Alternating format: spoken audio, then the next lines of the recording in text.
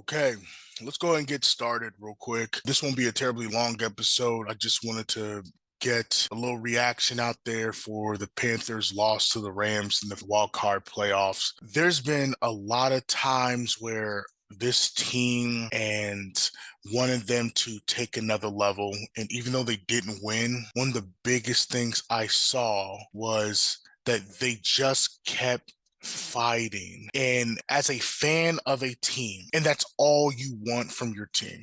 I was texting a couple buddies about it, and I just told them, hey, I'm just glad we gave the Rams a good game. It wasn't a blowout, and that was my fear. It started to look that way, and then the tie started to turn as the game went on, and you could tell that the Panthers started to believe, especially in that second half, that hey, we can hang with these guys and have an opportunity to win this game. I think in terms of the big scope, there's so many things to build upon, and this team is so young that realistically, this team is probably about 2 years away from actually having a real chance at winning the Super Bowl. The running game really stepped well with Chuba Hubbard. Bryce Young played really, really well. And Coker, man, for a dude that was undrafted, he has clearly taken over the number 2 spot at the receiver, and McMillan Tedero, bro, goodness. He is everything that we hoped he was, and I can't wait to see this guy improve year after year. Defense, Mike Jackson, man. On Twitter, I was going crazy on that pick, and I didn't realize his story about him bouncing around and him playing one heck of a game. When the Panthers signed him this year as a free agent, I mean, I didn't think twice about it, just like, oh, okay, more corner depth. And the fact that with Horn out, he became the number 1 receiver. When Horn came back in, he was the number two corner. And it was our secondary became really good, really quick. You look around the offense, this offense is young. They've had a taste of this division.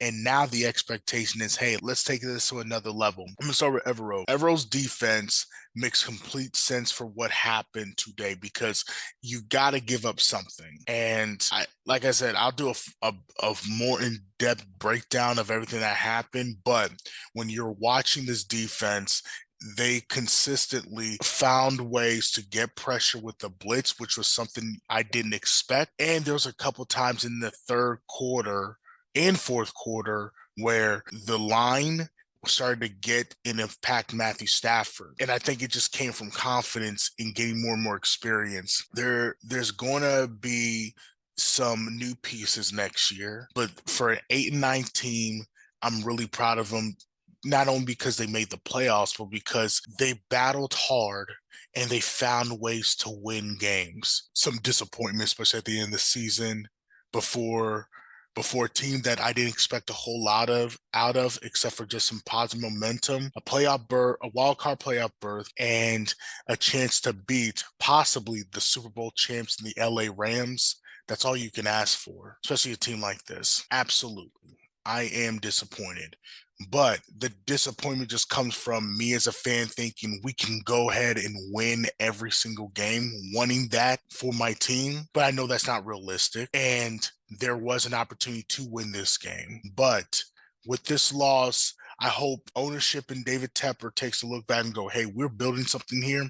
Let's continue to add assets. Let's continue to build pieces. I want to continue to spend money with the coaching staff. I'm so happy with what I saw from Canales throughout the game. They were starting to use a lot of motion, which is something I've been wanting and screaming about for the last couple weeks. There were with jet sweeps, with misdirections, even a big counterplay, which gave a big run for Chuba Hubbard in that first half.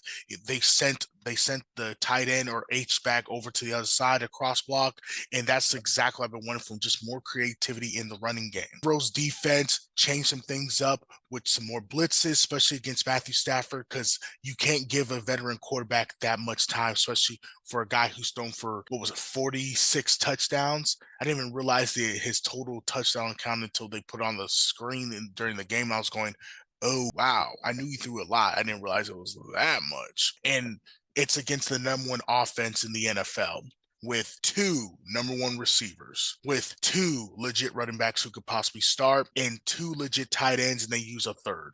which they use that 3 tight end set, which has, like Greg Olsen said, revolutionized the league.